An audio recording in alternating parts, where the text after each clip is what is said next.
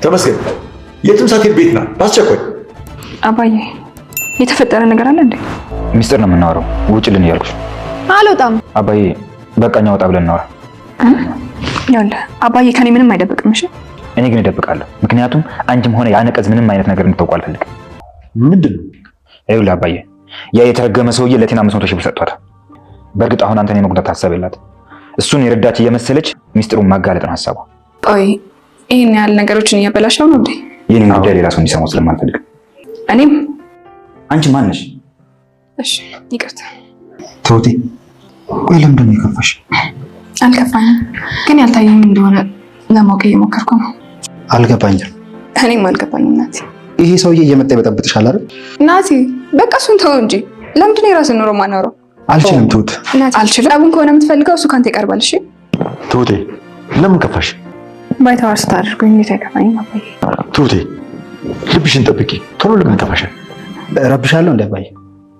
ናቲ ዝም ካልክ አትረብሽኝ። አባዬ እኔ እኮ ክፉ አይደለሁም። ክፉ አይደለሁም ምን አመጣ ማለት? ተመስገን ይኸው በሩን ስናንኳኳ የለችም። እሺ የት ሄደች ይባላል? የጸበሉ አድራሻ አለኝ አላልክም እንዴ? አዎ በቃ እንደውም ወደ ዘላች አሁንም ነገር ልታበላሽ ነው።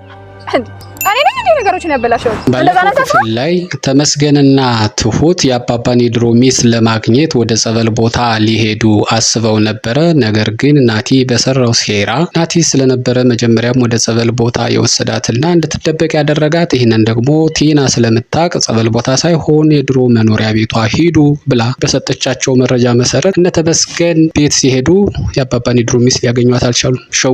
ሸውዷቸዋል። ይህንን የሰማችው ቲናም በጣም ተናዳ ስለነበረ ለአባባ ስልክ ደወለችለት። እንግዲህ ተመስገንን እንዲያረጋጋው ይመስላል። አባባም ለተመስገን ደውሎ ቤት እንድትመጣ አለው። ተመስገንን በተባለው መሰረት ቤት መጥቷል። ቤት እንደመጣ ትሁትም ማብራ ስለነበረች ትሁት እያለች ማውራት ስላልፈለገ ውጭልኝ ሲል ትሁት በጣም ከፋት። ለምን ራስ ውጣ፣ እኔ ከአባባ የምደብቀው አባባም ለእኔ የሚደብቀው ነገር የለም እያለች ያዙኝ ልቀቁኝ አለች። እሱ ግን እኔ እደብቃለሁኝ ብሎ ሲላት ኦኬ ቁርጥ ከሆነ ምን አደርጋለሁ ብላ ወጣችና ማውራት ያለባቸውን አወሩ። ስለ ናቲ ሴራ ናቲ ምን እያደረገ እንደሆነ እና አባባም ተስፋ እየቆረጠ ነው። እና እንግዲህ በቃ አለቀልኝ ማለት ነው ይሄ ነገር በቃ መጨረሻው ይሄ ነው እያለ ሲል ተመስገን ግን አይ መጨረሻውማ ይሄ አይሆንም፣ ድጋሚ እንሞክራለን፣ ለጊዜው ይበቃናል ብሎ ወጣ። ተመስገን ወጥቶ ሲሄድ ትሁት አስቆመችውና በጣም ከፍቷት ግን በዚህ ልክ ነገሩን እያበላሸው ነው እንዴ ስትል ተመስገን ደግሞ ሌላ ፖለቲካ መስራት የፈለገ ይመስላል። እኔ እያበላሸሽ ነው አላልሁም፣ ግን የኔን ሚስጥር አንቺ መስማት ስለሌለብሽ ነው ብሏት እረፍ። እኔም አለችው ውስጥ ገብታለት እኔም አለችው ውስጡን ስለምታቅ እንደሚያፈቅራት አንቺ ማነሽ ብሎ አፈጠጣት።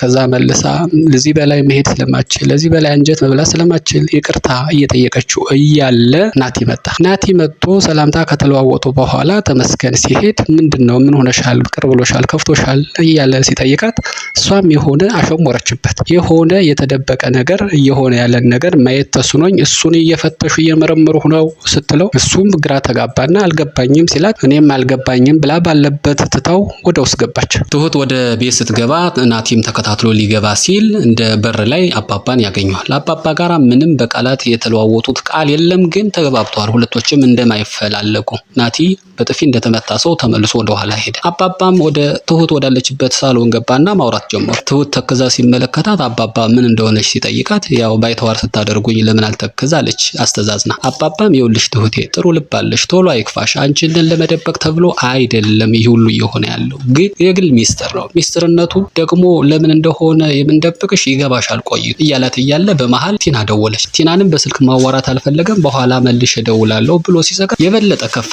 አሁንም እሷን ለመደበቅ ተብሎ እንጂ ለማውራት ያልፈለገው ሌላ ጉዳይ እንደሌለ ስትረዳ አባባ ከዚህ በላይ መደበቅ ሚስጥሩን መያዝ የፈለገ አይመስልም። ለማንም እንዳትናገሪ በሚል ይመስላል ተመስገን የት እየሄደ እንደሆነ የነገራት ይመስላል።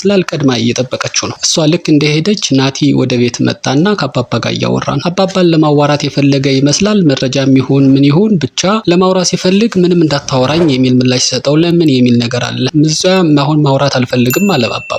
ግን ናቲ ይህንን አምኖ ለመቀበል የፈለገ አይመስልም። እኔ እኮ በጣም ጥሩ ሰው ነኝ፣ ክፉ ሰው አይደለሁ እያለ ለማረጋጋት ለማለሳለስ ቢሞክርም አልበላሽም ምን አመጣው በሚለው ቢል መሰረት ክፉ አይደለሁም ብሎ ማለት አሁን ምን አስፈለገ ሲለው ናቲ ደነገጠ። በቃ ነገሩ በዚህ ከቀጠለ ጥሩ ነገር ስለማይፈጠር አባባ እኔ ልግባ አንተ በቃ ቁጭ በል ብሎ ሶፋ ላይ በተቀመጠበት አባባ ወደ ውስጥ ገባ። ትሁትና ተመስገንም በተነገራቸው መሰረት አባባ የድሮ ሚስት ትገኝበታለች ከተባለው የድሮ መኖሪያ ቤት ሲሄዱ አጧት። እንዴ የተነገረን መረጃ እዚህ እንደምትኖር ነበር፣ አሁን ደግሞ ምን ተፈጥሮ ነው እያለ ማሰብ ሲጀምር ትሁት አንድ ሀሳብ አመጣች። ጸበሉ ያለበትን ቦታ እናውቃለን አላላችሁም ነበር? እዛ እንድ ስትለው እሺ ብሎ ለመሄድ ሲሞክር እሷ እንግዲህ እዚህ ቤት ሄደው እንዳጧት ደውላ ለመንገር ይመስላል ስልኳን አውጥታ ለመደወል ስትሞክር ተመስገን በጣም ተናዶ ስልኳን ነጥቋት ወደፊት ሄደ። እንግዲህ ትሁትም ከኋላ እየሮጠች እየተከተለችው ነው። ጸበል ቦታ ሄደው ሲጠይቁም ያገኟት የተሳካላቸው አይመስሉም። ተመስገን በጣም ተክዞ ቁጭ ብለው እያወሩ ናቸው። አባዬ እኮ አሁን የሸወዱት ነው ይመስለኝ፣ እንዴት አድርጌ ነው ፊቱን ማየው አምኖ የነበር እኮ እያለ የተከዘ። ትሁትም እንግዲህ አጽናናው መስሏት ይሁን ወይም መናገር ስላለባት እንግዲህ በህይወት እንዳለች አይተናል፣ የአጋጣሚ ጉዳይ ሆኖ እንጂ እናገኛታለን እያለች ስትለው አሁንም አጋጣሚ ነው ብለሽ ነው የምታስቢው ይላታል። እና ታዲያ ሌላ ምን ሊፈጠር ይችላል እያሉ ሊግባቡ አልቻሉም። ተመስገን እያደረገ ያለው ነገር እሷን ለመሳብ ነው ብላ ነው የምታስበው። ይህንን ነገር ጠይቀዋለች። ይኸውልሽ የተለማመጥኩት ሴት እስካሁን በህይወቴ የለም፣ ላንቺ ነበረ ይህን ሁሉ መስዋዕትነት የከፈልኩት፣ አንቺም ኮራሽ አበዛሽው እያለ ሲላት የኔም እኮ ምርጫ አለኝ ፍላጎት አለኝ አለችው። እንግዲህ እንዲህ ስትል ትሁት የሆነ ነገር እየገባላት ያለ ይመስላል። ጥሩ አተያይ እየታየባት ነው። በቃላት ባፏ እንደዚያ ትላለች እንጂ ውስጣዊ ፍላጎቷ ለተመስገን ጥሩ ስሜት እንዳላት ነው እንግዲህ መረዳት የሚቻለው። እና ፍላጎትሽን ኑሪው መችን የከለከልኩሽ ትችሻለሁ ብሎ ትቷት ሲሄድ ማሰብ፣ መቆዘብ፣ መተከዝ፣ መናደድ የጀመረች ትመስላለች። እንዴት ነው ይሄ ነገር? ነይ እምቢ፣ ሂጂ እምቢ እንዴ! ሁሌ በቃ ከስር ከስር እየሆነ እንዲከተላት የፈለገች ትመስላለች። በሌላ መልኩ እንግዲህ ቅድም አባባ አንተ እዚህ ቆይ እኔ ወደ ውስጥ ልግባ ብሎ ናቲን ሶፋ ላይ እንደተቀመጠ ጥሎት ነበር የገባው። ናቲ ለእናቱ ላለሜ ደውሎ ሴሌብሬት እያደረኩ ነው፣ በቃ ለካ ወደ ቤት የመጣው ኖርማል የሚፈጠረውን ነገር ለመሰለል ስሜቱን ለመረዳት ለማወቅ ነበርና አባባ በጣም በጉጉት እየጠበቀ ነው። እነሱ ግን የማያገኙትን እንደሚፈልጉ አውቃለሁኝና ይሄንን እያሰብኩ እያየሁ በጣም ደስተኛ ነኝ እያለት እያለ ቲና መጣች። ቲና ስትመጣ የልጁን ፈገግታ የናቲን ሁኔታ ስታይ ምን አዲስ ነገር አለ፣ ምን የሚያስደስት ነገር አለ እያለች መጠየቅ ስትጀምረው፣ ምክንያቱም መጀመሪያ በነበረባቸው ስምምነት እሷ ነበረች የድሮ ያባባል ሚስት ወደ ድሮ ቤት እንድትሄድ ሀሳብ ያቀረበችውና ይሄ እንደሆነ ነው የምታውቀው። ይህንን መረጃ ነበር ለተመስገን የሰጠችው። አሁን ነገሩ ሁሉ ተቀይሮ ስታገኘው በጣም ተናደደች። አንቺ ጋር የተስማማነውን ትቼ እኔ በራሴ ያሰብኩትን ነገር አድርጌያለሁ ሲላት ቲና ኦፍ ሆነች። ወይኔ አለች። በቃ ተመስገን የሸወደች እንግዲህ እንደዛ ብሎ ያስባል ከሚል እሳቤ ይመስላል። እና ደግሞ ናቲ በዚህ ልክ ተራውቆብኛል እያደረኩ ያለሁትን ብሎ ያሰበ መስሏት ሁለቶችም የተነቃቁ ይመስላሉ። እሷም ሁለተኛ በሁለታችን መካከል መተማመን ከሌለ አንተ ጋር አብሬ አልሰራም እያለችው እያለ አባባ መጣ። አባባ ሲመጣ ቲና መውጣት ፈልጋለሁ አለች። አባባ ምን ይፈልጋለሁ? በቃ ናቲ አንተ እዚህ ጠብቅ ተብለው ተያይዘው ሄዱ። ቲናና አባባ ውጭ ከወጡ በኋላ ካፌ ላይ ቁጭ ብለው ማውራት ጀመሩ። እንግዲህ አሁን በፊት ያልሰማቸውን ብዙ ሚስጥሮች ቲና ለአባባ ነገረችው። 500 ሺህ ብር ለመደበቅ ተብላ እሱ ጋር ለመተባበር ከናቲ ጋራ እንደተቀበለችና አንድም አንተን ለማገዝ የሴትዮዋን አድራሻ እየተከታተሉ መረጃ ለመውሰድ፣ ሁለትም ብሩን ስለምፈልገው ይህን ተቀብያለሁ ብላ ስትነግረው አንቺና ብር ተገናኝታችሁ እንኳን እኔ ሌላ ራስሽንም ትሸጫለሽ ሲላት አባባ ቲናም አይ አሁን እንኳን የማስፈራው እኔ ሳይሆን ትሁት ነች፣ ባለማወቅ ሆን ብላ ሳይሆን ባለማወቅ በፍቅር ተሸውዳለች። እሷ ናች እንጂ እኔ መቼም ቢሆን አሳልፌ አልሰጥም፣ ግን መኑኝ ብዬ ሁሌም እንደማደርገው ማስገደድ አልችልም እያለች ስትል ትሁት የዋህ ነች። እንግዲህ የዋህነቷን ተጠቅሞ ነው በፍቅር የሚያጃጅላት። ያወቀችውለት ግን እያለ እሱም ነገራት። ግን እስክታውቅ ብዙ ነገር ማጥፋቱ አይቀርም። ይህንንም ራሱ ተመስገን ብሎታል። እስክታውቅ ድረስ ብዙ ነገር ይጠፋል ብላል። ያንን እንግዲህ መጨረሻ ለማወቅ በትዕግስት መጠበቅ ብቻ እንደሆነ ሁሉም ተስማምተዋል። ተመስገንም ከሄዱበት ሲመለሱ ናቲ ሶፋ ላይ ቁጭ ብሎ ሲያገኙት ልክ ደሙ ፈላበት። ተመስገን አንገቱን አንቆ ሲጥ ሊያደርገው ሲል ትሁት እንደምንም ለምና አስለቀቀችው። ተረፈ እሱ ነገሩ ከአገኘው ድል የተነሳ ጉዳቱ ምንም አልመሰለው። እሷም በጣም በእሷ ምክንያት የሆነ መስሏት ይቅርታ እየጠየቀችው እያለ አባባ መጣ።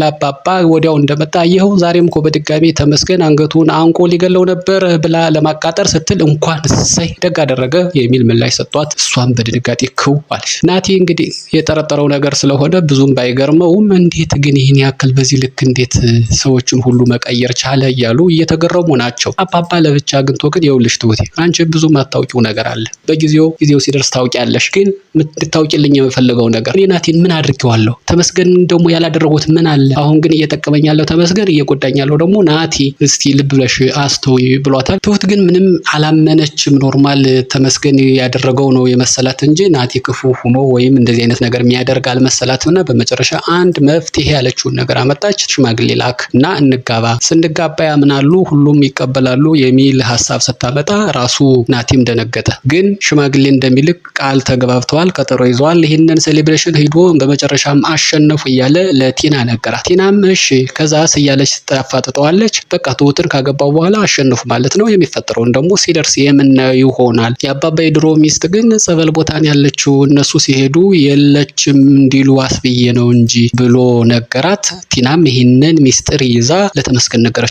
ለተመስገንም ይኸውልህ ተመስገን የአባባ የድሮ ሚስት ያለችው ጸበል ቦታ ነው። እናንተ ስትሄዱ የለም ያስበለው ራሱ ናቲ ነው። ስለዚህ እድል የምትባል ልጅ አለች ከመኪና አደጋው የተረፈ። አንዳንድ ጊዜ ምንድነው ፍቅር ያላግባባው መከራ ያቆራኘዋልና ከዚያ መኪና የተረፉት የአባባ የድሮ ሚስትና እድል እናትና ልጅ ሆነዋል። እሷ ናት እንግዲህ እያስታመመቻት ጸበልም እያስጠመቀቻት ያለችና ፎቶ አላከችለት። ተመስገንም ይህንን ፎቶ ይዞ ቀጥታ ጸበል ቦታ ሄደ። ጸበል ቦታ እንደሄደ አንድ ቆንጆ ወጣት ልጅ ነጠላ ለብሳ ወደ ቤተክርስቲያን ልትሳለም ስትገባ እድል ብሎ ሲጠራት ዞር አለች። እንግዲህ ተመስገን አላሰበውም እንዲህ በቀላሉ የማገኛት መስሎት መሰለኝ ተፋጠዋል። እንግዲህ የዛሬው ዝግጅት እስከዚህ ድረስ ነበር። በቀጣዩን ክፍል ይዘን የምንቀርብ ይሆናል። እስከዛው ድረስ መልካሙ ነገር ሁሉ ከእናንተ ጋር ይሁን። ሰላም።